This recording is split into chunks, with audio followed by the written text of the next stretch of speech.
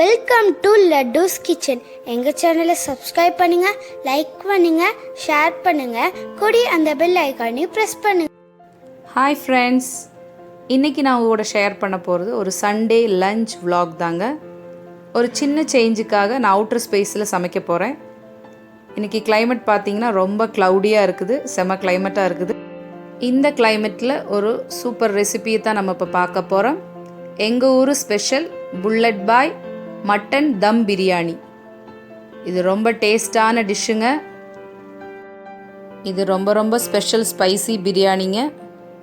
இது இப்போ எப்படி செய்யலான்னு பார்க்கலாம். இதுக்கு தேவையான மசாலா பொருட்கள் பட்டை, லவங்கம், ஏலக்காய், அன்னாசிப்பூ, ஜாதிபத்திரி, கடல்பாசி, பிரிஞ்சி இலை, முந்திரி இதெல்லாம் எடுத்து வச்சுருக்கிறேங்க.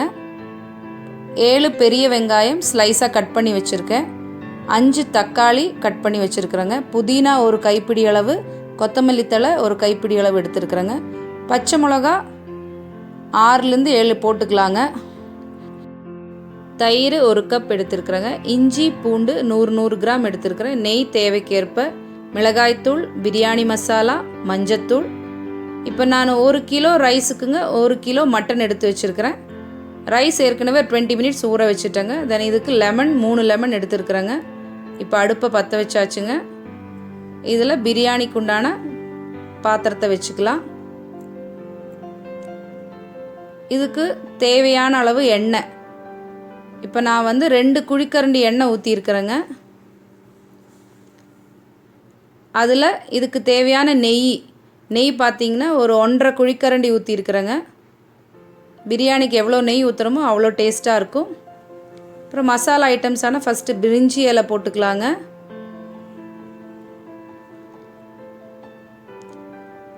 இதில் லவங்கம் கொஞ்சம் போட்டுக்கலாங்க.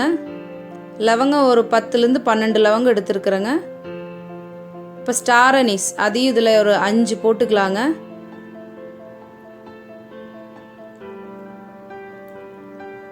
அடுத்ததாக மராட்டி மொக்கு அதையும் இதில் சேர்த்துக்கலாம்.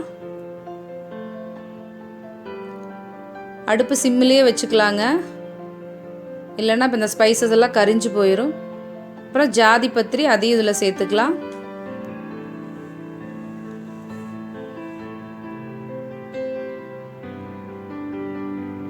அடுத்ததாக கடல் பாசி அது கொஞ்சமாக எடுத்துருக்குறேங்க. ரொம்ப காரல் இருக்கும் அதுக்கு, அதனால் கொஞ்சமாக சேர்த்துக்கலாம். இதெல்லாம் இந்த எண்ணெயில் போட்டு கொஞ்சம் ரோஸ்ட் ஆகணுங்க. கடைசியாக ஏலக்காய் சேர்த்திருக்கிறேங்க. ஒரு 6 ஏலக்காய் சேர்த்திருக்கிறோம். பட்டை அதையும் இதில் போட்டு கொஞ்சம் நல்லா வதக்கி விட்டுக்கலாங்க. கட் பண்ணி வச்ச வெங்காயத்தை இதில் சேர்த்துக்கலாங்க. இது நல்லா வதங்கணுங்க. வெங்காயம் எவ்வளோ வெங்காயம் சேர்த்துறோமோ அவ்வளோ டேஸ்ட்டாக இருக்கும் பிரியாணிக்கு. இப்போ நல்லா வதக்கி விட்டுக்கலாங்க. இதில் 6லேருந்து 7 பச்சை மிளகா போட்டுக்கலாங்க. காரம் ஜாஸ்தியாக வேணால் இன்னும் சேர்த்துக்கலாங்க. அதையும் நல்லா வதக்கி விட்டுக்கலாம். இப்போ நல்லா வதங்கிட்டுருக்கிறப்போ முந்திரி ஒரு 10 முந்திரி சேர்த்துக்கலாங்க. இதில் கொஞ்சம் ரிச்னஸ்ஸாக இருக்குங்க பிரியாணிக்கு.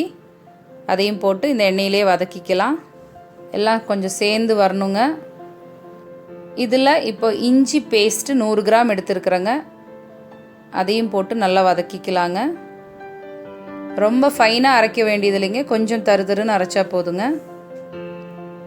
அடுத்ததாக பூண்டு பேஸ்ட்டு அதுவும் 100 கிராம் எடுத்துருக்குறேன். அதுவும் இதில் சேர்த்துக்கலாங்க. இப்போ இஞ்சி பூண்டு போட்ட உடனே நல்ல மணமாக இருக்குதுங்க. இப்போ எண்ணெயில் இது ரெண்டுமே நல்லா ஃப்ரை ஆகணுங்க. கொஞ்சம் அடிவிடாமல் கிளறுங்க. அடுத்ததாக கட் பண்ணி வச்ச தக்காளி ஒரு 5 பெரிய சைஸ் தக்காளியை நல்லா கட் பண்ணி வச்சுருக்குறேங்க. அது இதில் சேர்த்துக்கலாம். இதை நல்லா வதக்கி விட்டுக்கலாங்க. தக்காளி நல்லா ஸ்மாஷ் ஆகிற மாதிரி வதங்கணுங்க.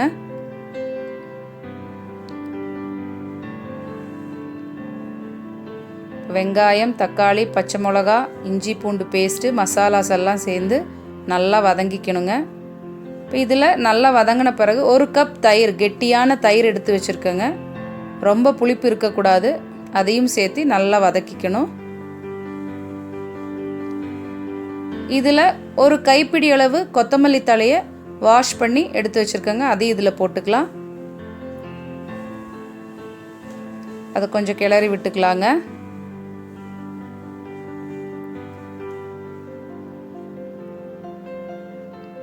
அடுத்தது ஃப்ளேவருக்காக புதினா தலையை அதே ஒரு கைப்பிடி எடுத்துருக்குறேங்க. அதுவும் இதில் சேர்த்து கொஞ்சம் நல்லா கிளறி விட்டுக்கலாம்.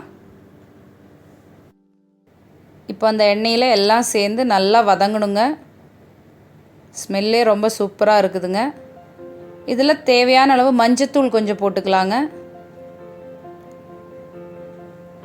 அதையும் சேர்த்து நல்லா வதக்கி விட்டுக்கலாம். காரம் 2 டேபிள் ஸ்பூன் மிளகாய் தூள் சேர்த்துருக்குறேன். அவங்கவுங்க காரத்துக்கு ஏற்ப சேர்த்துக்கலாங்க. ஏற்கனவே பச்சை மிளகா போட்டிருக்கிறோம். 2.5 டேபிள் ஸ்பூன் பிரியாணி மசாலா சேர்த்துக்கலாங்க. அதையும் போட்டு நல்லா வதக்கிக்கலாங்க. ஒரு மீடியம் ஃப்ளேம்லேயே வச்சுக்கோங்க. இதுக்கு தேவையான அளவு உப்பு சேர்த்துக்கலாங்க. இப்போவே அதையும் போட்டு நல்லா வதக்கிக்கலாங்க. இந்த வதங்கிலேயே உப்பு போட்டோம்னா இன்னும் ஃப்ளேவர் கொஞ்சம் ஜாஸ்தியாக இருக்குங்க.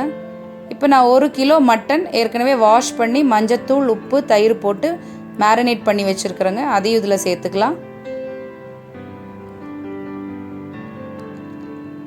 இந்த மசாலா இது நல்லா கொஞ்சம் கிளறி எடுத்துக்கலாங்க. இந்த மட்டனில் இந்த மசாலாலாம் நல்லா இறங்கணுங்க. ஒரு 2 நிமிஷம் விடாமல் கிளறி ஒரு மூடி போட்டு மூடி வச்சிடலாங்க. ஒரு 5 நிமிஷத்துக்கு கொதிக்கட்டுங்க. இப்போ திறந்து பார்த்தா நல்லா கொதிக்குதுங்க. இப்போ மட்டன் நல்லா ஓரளவுக்கு வெந்திருக்குது. அந்த மசால் மட்டன் எல்லாமே கொஞ்சம் merge ஆகிடுச்சு. இதில் 2 லெமன் ஜூஸ் நான் பிழியறேங்க. இப்போ எல்லாமே நல்லா கொதிக்க ஆரம்பிச்சிருச்சு. இப்போ பிரியாணிக்கு தேவையான அளவு தண்ணி ஊற்றிக்கலாங்க. இப்போ நான் 1 கப் ஜீரக சம்பா அரிசி எடுத்துருக்குறேங்க. அதுக்கு 2 கப் தண்ணி ஊற்றிக்கலாங்க. அந்த ரேஷியோ வச்சு நீங்கள் ஊற்றிக்கலாம். இப்போ கொஞ்சம் நல்லா கிளறி விட்டுக்கலாங்க எல்லாமே. இப்போ இந்த தண்ணி நல்லா கொதிக்கணுங்க. அதுக்கு ஒரு மூடி போட்டு மூடிக்கலாம். இப்போ நல்லா கொதித்து அந்த எண்ணெயெல்லாம் மேலே பிரிஞ்சு வந்துருச்சு. இப்போ லைட்டாக ஒன்று கிளறி விட்டு பார்த்தோம்னா உப்பு கார டேஸ்ட்டெல்லாம் நீங்கள் கொஞ்சம் செக் பண்ணிக்கோங்க.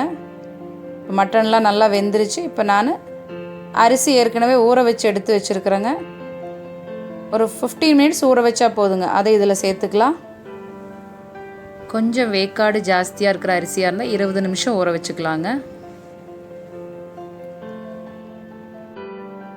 ஜீரக சம்பாவில் செய்யல ரொம்ப ட்ரெடிஷ்னலாக இருக்குங்க அந்த டிஷ்ஷு. டேஸ்ட்டும் ரொம்ப நல்லா இருக்கும். இதை கொஞ்சம் நல்லா கிளறி விட்டுக்கலாங்க. ரொம்ப கிளற வேண்டாம்.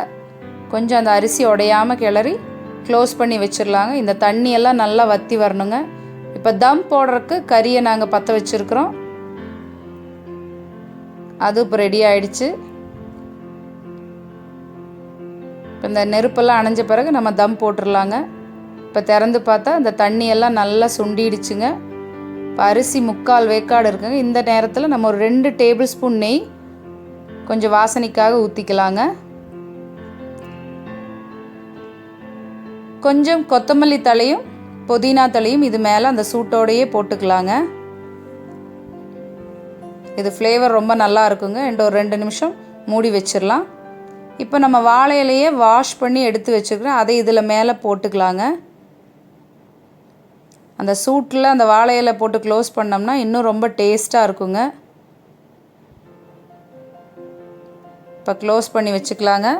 இதில் நான் தம்முக்கு இந்த கறியை வச்சுருக்குறோம் இல்லைங்களா, அதை இதில் மேலே போட்டுக்கலாங்க அந்த சூட்டுக்கு. இப்போ நம்ம மீடியம் ஃப்ளேமில் ஒரு 15 நிமிஷம் வச்சுருக்குறோங்க. அப்புறம் ஆஃப் பண்ணிவிட்டு ஒரு 15 நிமிஷம் கழித்து இப்போ திறந்து பார்க்குறோம். இப்போ எல்லாம் சூப்பராக நல்லா வெந்திருக்குங்க. செமையான எங்கள் ஊர் ஸ்பெஷல் புல்லட் பாய் மட்டன் தம் பிரியாணி ரெடி ஆயிடுச்சு. இதை கொஞ்சம் சுற்றி கிளறி எடுத்துக்கலாங்க. அரிசியெல்லாம் நல்லா உதிரி உதிரியாக வந்துருச்சுங்க பிரியாணிக்கு. ரொம்ப சூப்பராக டேஸ்டான ஒரு ரெசிபிங்க இது. இதை நீங்கள் எல்லாம் ட்ரை பண்ணி பாருங்கள். சுவையான எங்கள் ஊர் ஸ்பெஷல் புல்லட் பாய் மட்டன் தம் பிரியாணி ரெடி ஆயிடுச்சு.